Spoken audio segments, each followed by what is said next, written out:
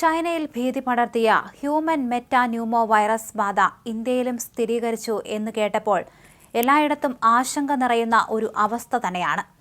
ബംഗളൂരുവിൽ സ്വകാര്യ ആശുപത്രിയിൽ ചികിത്സയിലുള്ള 2 കുട്ടികൾക്കാണ് ഇപ്പോൾ വൈറസ് ബാധിച്ചിരിക്കുന്നത്. കുട്ടികൾക്ക് വിദേശയാത്രാ പശ്ചാത്തലമില്ല എന്നത് ആശങ്ക ജനിപ്പിക്കുന്ന ഒരു കാര്യം തന്നെയാണ്. കുഞ്ഞുങ്ങൾക്ക് എവിടെ നിന്നാണ് രോഗം പിടിപെട്ടതെന്ന് പരിശോധിച്ചു വരികയാണെന്നാണ് ആരോഗ്യവകുപ്പ് അധികൃതർ അറിയിച്ചിരിക്കുന്നത്. ഹ്യൂമൻ മെറ്റാന്യൂമോ വൈറസിന്റെ ഇന്ത്യയിൽ റിപ്പോർട്ട് ചെയ്ത ആദ്യ കേസുകളാണിത്.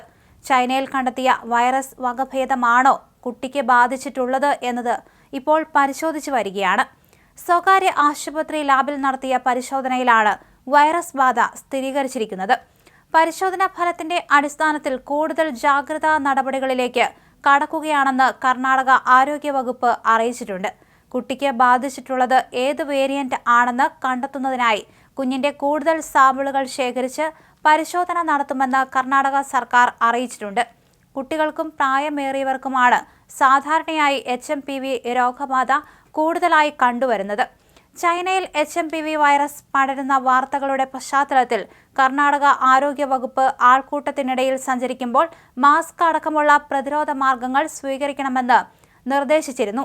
രാജ്യത്ത് ആദ്യ HMPV കേസ് ബംഗളൂരുവിലാണ് സ്ഥിരീകരിച്ചത്. ഇതിനു പിന്നാലെ തയ്യാറെടുപ്പുകൾ വേഗത്തിലാക്കിയിട്ടുണ്ട് ദില്ലിയും. HMPV, മറ്റ് ശ്വാസകോശ സംബന്ധമായ വൈറസുകൾ എന്നിവയുമായി ബന്ധപ്പെട്ട രോഗങ്ങളെ നേരിടാൻ തയ്യാറാകണമെന്ന് ദില്ലിയിലെ ആരോഗ്യവകുപ്പ് അധികൃതർ ആശുപത്രികൾക്ക് നിർദ്ദേശം നൽകുകയും ചെയ്തു. കോവിഡ് മഹാമാരിക്ക് ശേഷം ചൈനയിൽ വ്യാപിക്കുന്ന പുതിയ വൈറസ് ആരോഗ്യമേഖലയെ വീണ്ടും ഇല്ലാതാക്കുമോ എന്ന ആശങ്ക പടരുന്നതിന് ഇടയിലാണ് ഹ്യൂമൻ മെറ്റാന്യൂമോ വൈറസ് ഇന്ത്യയിലും സ്ഥിരീകരിച്ചിരിക്കുന്നത്. അതേസമയം ചൈന ഇക്കാര്യം ഔദ്യോഗികമായി സ്ഥിരീകരിച്ചിട്ടില്ല. രാജ്യത്ത് അടിയന്തരാവസ്ഥ പ്രഖ്യാപിച്ചു എന്നെല്ലാമാണ് റിപ്പോർട്ടുകൾ വരുമ്പോഴും അവർ ഇതെല്ലാം തള്ളിക്കളയുന്ന സ്ഥിതിയാണ് നിലവിലുള്ളത്. എന്നാൽ ചൈനയിൽ വൈറസ് പടരുന്നതിനെക്കുറിച്ച് ലോകാരോഗ്യ സംഘടന ഇതുവരെ പ്രസ്താവനയൊന്നും തന്നെ പുറത്തിറക്കിയിട്ടില്ല. അടിയന്തരാവസ്ഥ പ്രഖ്യാപിച്ചു എന്ന വാർത്തകളും സ്ഥിരീകരിച്ചിട്ടില്ല. അതേസമയം ചൈനയുടെ അയൽ രാജ്യങ്ങളിൽ കർശന ജാഗ്രതാ നിർദ്ദേശം നൽകിയിട്ടുണ്ട്. ഹോങ്കോങ്ങിലും HMPV കേസുകൾ റിപ്പോർട്ട് ചെയ്യപ്പെട്ടിട്ടുണ്ട്. എന്നാൽ ഭയപ്പെടേണ്ട സാഹചര്യമില്ലെന്നും കൃത്യമായ മുൻകരുതലുകൾ എടുക്കണമെന്നും ആരോഗ്യ വിദഗ്ധർ ചൂണ്ടിക്കാണിക്കുന്നു.